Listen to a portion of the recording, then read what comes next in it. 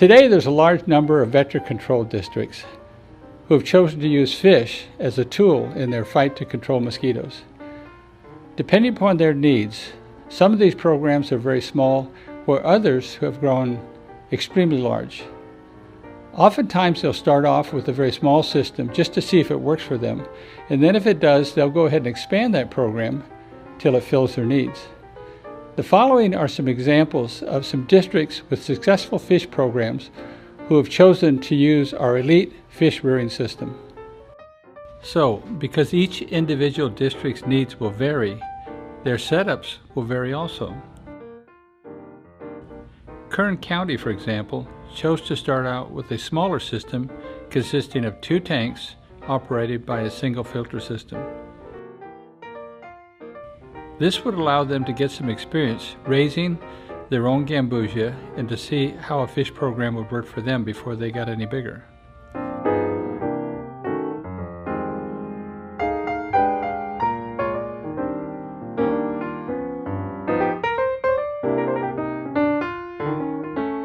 Santa Clara County, on the other hand, had an existing fish program for many years, but their aluminum tanks had rusted out and their filtration system was very inefficient. So they chose to replace their whole system. They now have 2 tanks on one filter system, a second set of 2 tanks on a separate filter system, and a single tank on a third filter system.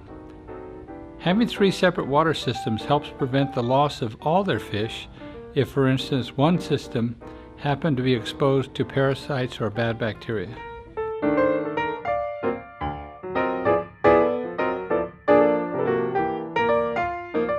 Weber District, near Salt Lake City, Utah, built a brand new fish facility capable of holding up to 8 tanks.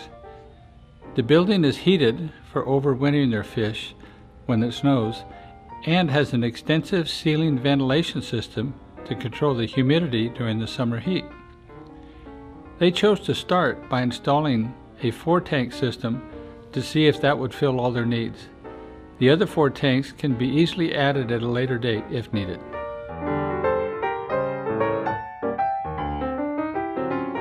Davis County, also in Utah, built a unique fish facility.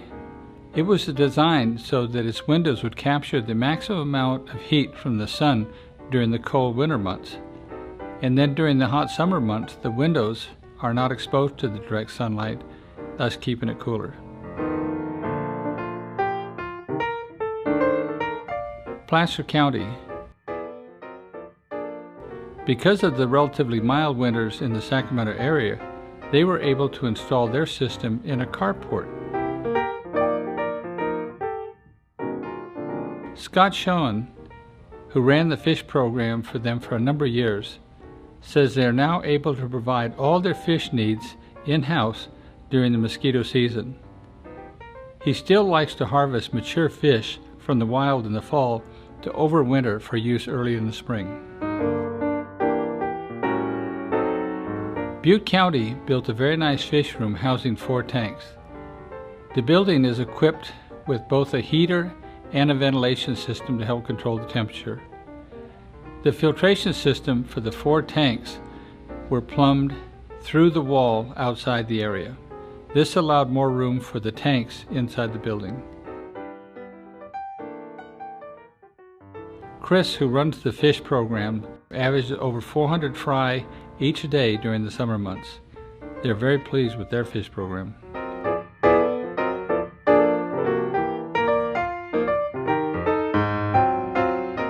LA County West already knew they needed a large fish program, but they were crammed for room. Their solution was, when they expanded their facility, they reinforced the walls and the ceilings of the new building. This made it possible for them to install 16 tanks and 8 filter systems on the roof of the new building.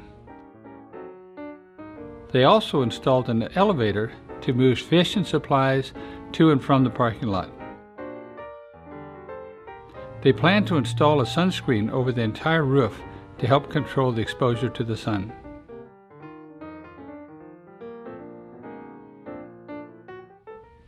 This is a list of some of the districts that are presently using our elite fish rearing system for their fish program. Next, we would like to take a moment and explain why some districts choose to use fish as a tool in their efforts to control mosquitoes. The following is an interview with Woody Schoen, who ran the fish program for the Sac-Yolo Mosquito Vector District for a number of years. Woody, I'd like to thank you very much for coming over and spend a little time with us. And you've got a lot of knowledge to share with us. And I'd just like you to talk about your history in the vector control industry. Okay, Steve. Well, I went to work for Sac-Yolo Mosquito and Vector Control in 1979. I worked there until, for 26 years, headed up actually developed their fish program. They had purchased a property with sewage oxidation ponds on it, and they wanted to develop a fish program. So when you first came in, was the goal to have you set up the fish program? When I first came in, they hired me to run the fish program, and at that time what they did was they went out in the field and they harvested wild mosquito fish from sources where they were abundant, and we distributed them to mosquito sources or known mosquito sources. Yeah, and that's how a lot of districts do it today. But so why did they feel compelled to go to the next step? Well, you couldn't rely on those ponds. They were intermittent at best. 1 year it was feast, the next year it was famine. You didn't have any control over the water quality. If the dissolved oxygen level crashed or the nutrient levels got too high of ammonia, too high nitrites, all the fish died. So this gave us the opportunity to control the water quality and therefore control fish production. Okay, so from gathering in the wild, where did you go from there? How big did you get? Well, this is a funny story. I've seen that there were several places that produced mosquito fish really well and several that didn't. So I set up a log, and what I would do, every mosquito source I went to, I would use a plankton net. I would collect all the invertebrates that were in that source, and I would use a test kit, and I would record all the water quality parameters: ammonia levels, nitrite levels, nitrate levels, hardness. Turbidity was always a big factor. In other words, we use that round Secchi disc, we drop it down in the water and record at what depth the disc disappeared. That gave us an indication on the amount of single-celled algae in that particular source. And also it worked for harborage for the fry, because adult mosquito fish will readily eat the fry. So if the water was relatively green or off color, the mosquito fish fry did a lot better. They just survived better. Oh, absolutely. Yeah. Okay. So again, tell me about what you did. So how did you expand this? So we started out. Our district had 2 backhoes, and like I had mentioned, we inherited or purchased the Elk Grove Sewage Treatment Facility. So we started experimenting with different pond designs. We had long, narrow ponds. We had wide, shallow ponds. We had extremely deep ponds. We had ponds that had sloping pond bottoms from 10 feet to 1 inch. And it took us a few years to evaluate what pond design actually worked the best for us. And there's a whole lot of factors there. You don't want emergent vegetation growing up from your pond bottom. You don't want filamentous algae. You want a pond that you can maintain good color in through fertilization, and a pond that's deep enough so emergent vegetation doesn't grow up to the surface of the water. Now, when you say good color, you don't mean clear water? No, I mean actually a decent algae bloom. And I know a lot of people, or I won't say suspect, a lot of people know that some blue-green algae are very toxic. Yeah. We never had a problem with toxicity from blue-green algae. So what we would do is we would fertilize our ponds with chicken manure. We would, initially when we first started, we'd fill the pond, we'd fertilize it with chicken manure, and we evaluated a lot of different other fertilizers. We tried chemical fertilizers, we tried cottonseed meal, we tried steer manure. What worked for us was chicken manure. So you're tilling this right into the soil? Oh, no, we're actually broadcasting it right into the pond. Oh, okay. And that would stimulate the single-celled algae bloom. And then we would go out to all those mosquito fish sources that were very productive for us, and we would take a pump in plankton nets and we would collect the invertebrates from these sources. Very clever. Copepods, ostracods, seed shrimp, every little rotifers, every little invertebrate that we found in those sources, and we would inoculate our ponds with those. We give the pond 7 to 10 days for the zooplankton to bloom, but if you waited too long, the zooplankton would eat all the single-celled algae, so it was a balance. Yeah. You had to keep a balance. So then we'd stock the fish in there, and hopefully we stocked it at the right rate. Hopefully we didn't wait too long, and hopefully that balance we were able to maintain. And it took a lot of years to become proficient at that. Yeah, we had issues. If the pond went clear, the oxygen would crash. Too many rotifers, too many zooplankton, oxygen would crash. The fish would be forced to the surface of the water. Herons and egrets would eat them. So we had to, education. Yeah. We had to do that balance. And so what did you finally learn? I mean, just briefly. So like what size and depth and length pond did you conclude with? Well, we went with a 1/4 acre pond for the most part, and we had some that were 3/4 of an acre. And the nice thing about that size is that you could quickly drain it, quickly fill it, quickly fertilize it, could quickly seine it. So, and then we used the river rock riprap around the margins of the pond to stop the erosion, and also provide a place for the female fish to go in, have her baby. She'd actually go in the holes in the rocks. She'd release her fry in there, and the fry would stay there. They'd be harborage for them, and it would also stop erosion, so we didn't have the sides of the pond sloughing off. So how deep were these ponds on the average? We experimented quite a bit, and what we came up with was 20 to 24 inches on the edges. So what we did, we built a nice oval pond, and then we got in there with a backhoe and we surveyed it, and then we cut a slot 20 to 24 inches deep and a level bottom going all the way around the perimeter of the whole pond. And then from that point we would cut the pond down to either 4.5 or 5 feet. So we had a deep area in the pond. The other end of the pond was 3.5 to 4 feet, so whenever you wanted to drain a pond, you just put a suction hose, or we even had big Camelback pumps that go in the back of tractors, and we'd pump the pond down in a couple hours. So you could empty it that way. But also, how about harvesting the fish? Did the contour help with harvesting? It absolutely did. First of all, you had a horizontal surface to walk on, so you weren't walking on a sloping pond bottom pulling a net. It was a horizontal surface. Secondly, we had poured a concrete, for lack of a better term, driveway going into the ponds. Big concrete driveway. So when we seined the fish and got to the edge of the mud, we came up to the concrete, and the fish were clean.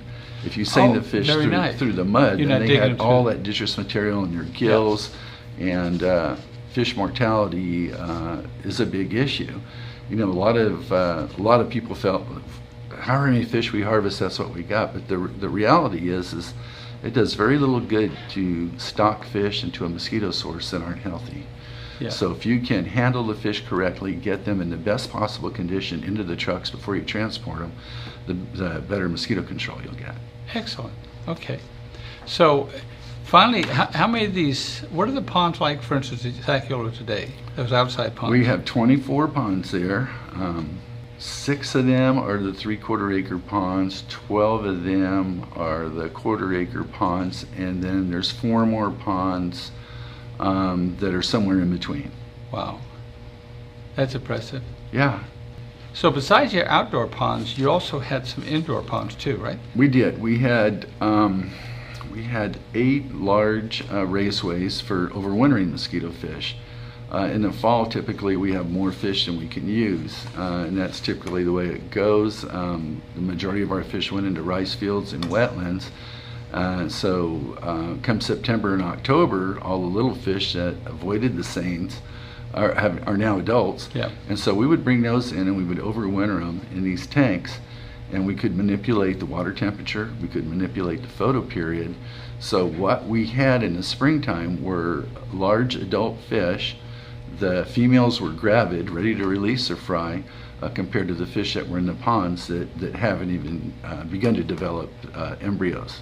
Very clever. Yeah, so as soon as our technicians hit the field in the spring, they were stocking fish that were releasing babies, and as you know, they can have up to 200 babies at a time. Yeah. I know some of the literature says 300. I've dissected hundreds of these fish. I've never seen 300 eyed embryos in a mosquito fish, but I have seen over 200. Yeah. How early were you placing these in the field then in the spring?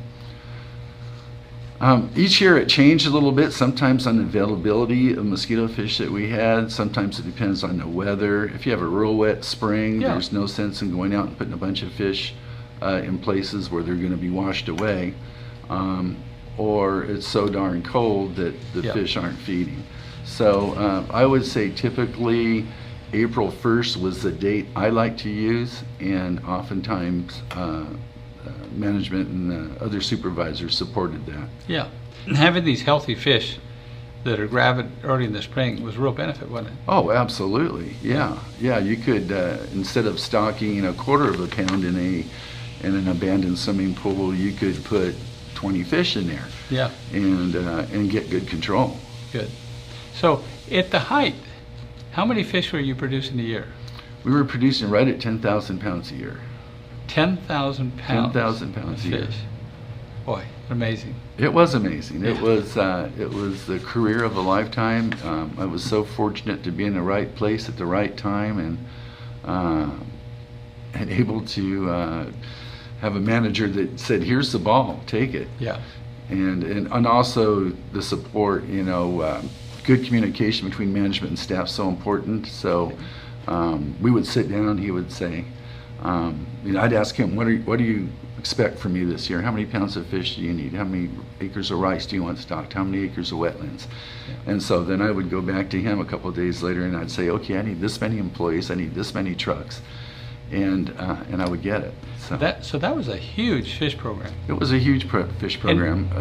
We ran, I would say, 8 trucks during the time we were moving the fish out of the ponds into the rice fields, and the majority of our fish went into rice fields, wildlife refuges, duck clubs.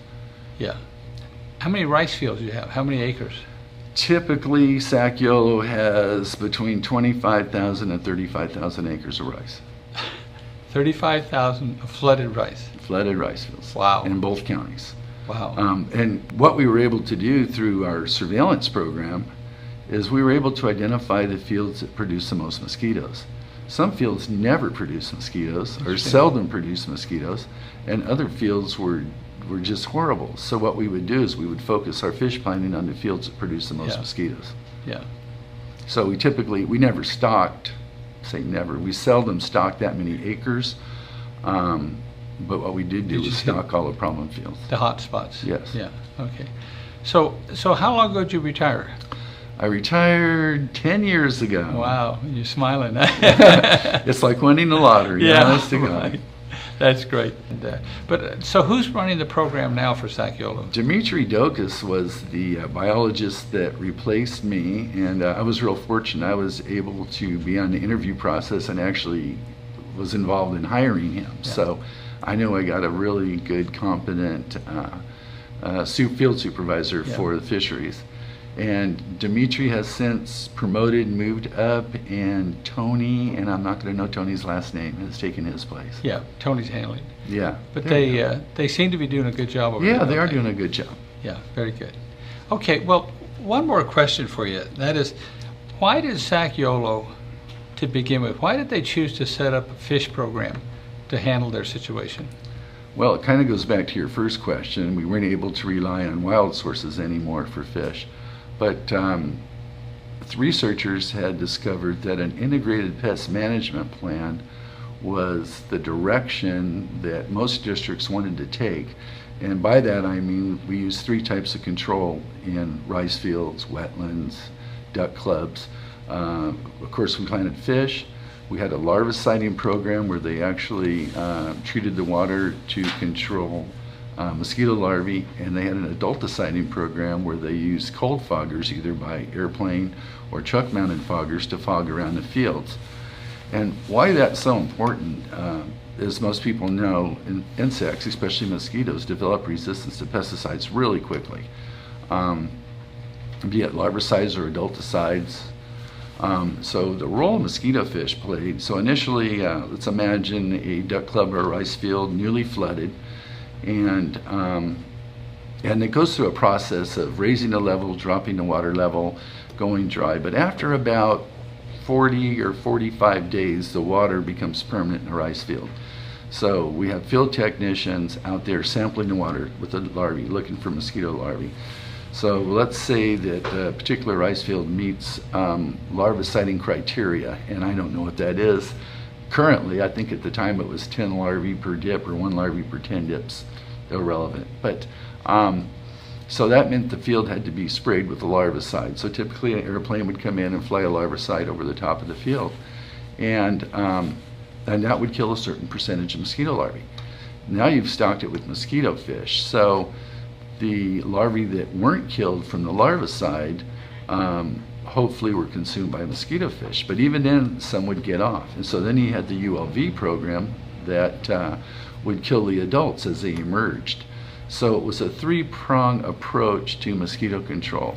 And what that did is, as you know, insects, particularly mosquitoes, develop resistance to pesticides really quickly. I mean, just in a few generations. So what the fish did, they helped break that cycle. So the field sprayed, and with larvicide, some of the larvae are killed.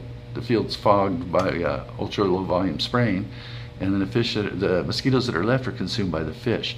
That breaks that cycle, or at least slows it down.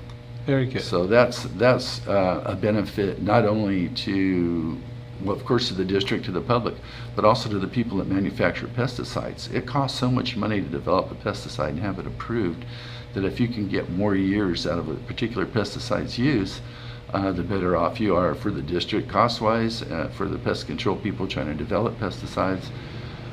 So everybody benefits. Yeah, so the idea is that the larvicide is working really well, but those few that start to get resistant to it are consumed by the fish. Hopefully they're consumed by the fish, and that's less chance of them going on breeding and building up this population that's resistant. Of resistant mosquitoes, exactly. Yeah, that's a really important issue. It's really important. Yeah. It's kind of funny, when I first started, I was kind of, I wanted to raise as many fish as I could so we could reduce the amount of pesticides used, and there's some truth to that, but the reality is it's a three-pronged approach, and that's what really works. Yeah. You can't use fish alone. No, you can't use fish alone, especially in those type of habitats. In an abandoned swimming pool, in an irrigation ditch, somebody's backyard pond, of course, you can use fish alone and be fine. And like abandoned swimming pools. What's nice about that is you come in, you inoculate one time, put yourself in 20 healthy fish or so, take off. And then are you done at that point? Well, you have to run some surveillance, because you don't know what the neighbors are going to do. If the neighbor's going to throw chlorine briquettes over the fence, or do some kind of treatment on their own, a realtor might come in and add chlorine to the pool. So they go back periodically, and again, I don't know the schedule, every 2 or 3 weeks, and just do some sampling and making sure the fish are doing their job. Sure. Okay. So you've got it for abandoned swimming pools, fountains, horse troughs, any body of water. Yeah. Are there any cautions about using fish? Absolutely. Of course, you don't want to put mosquito fish into vernal pools, for example. There's several types of fairy shrimp that are either threatened or endangered, and of course the mosquito fish would consume those. And typically a healthy vernal pool produces very few mosquitoes. I mean very few. You'd oftentimes be hard pressed to even find one mosquito larvae in a healthy vernal pool. Yeah, okay. But otherwise, any locked in source of koi ponds, any private ponds those are okay. You just want to make sure the water doesn't drift into the streams and other sources. Well, that's kind of interesting too. I dissected a lot of fish, and especially in the early years, and it wasn't difficult to find some kind of parasite on the majority of the fish, either internal or external parasite that came from the field.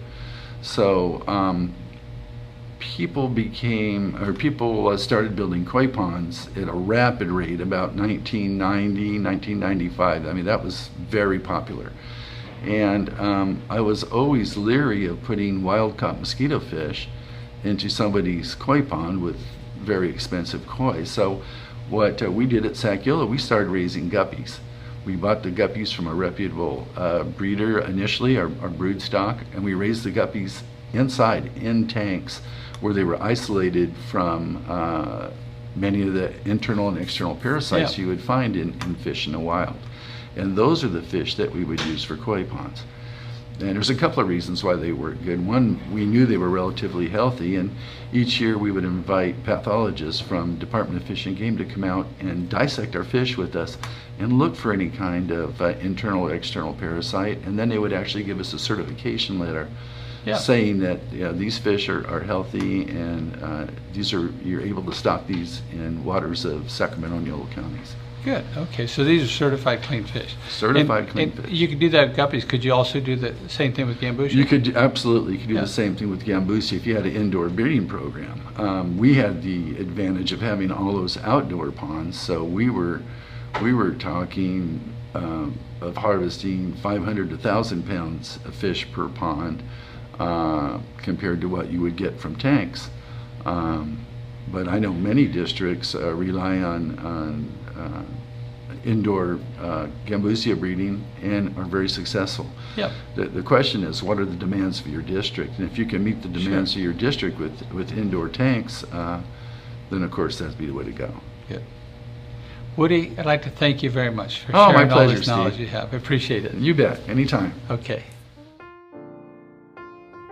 I hope you found this video helpful in answering the question, which districts are using fish to combat mosquitoes, and also why are they using it? If you have any further questions, please feel free to contact us at gambusiasolutions.com. Thank you.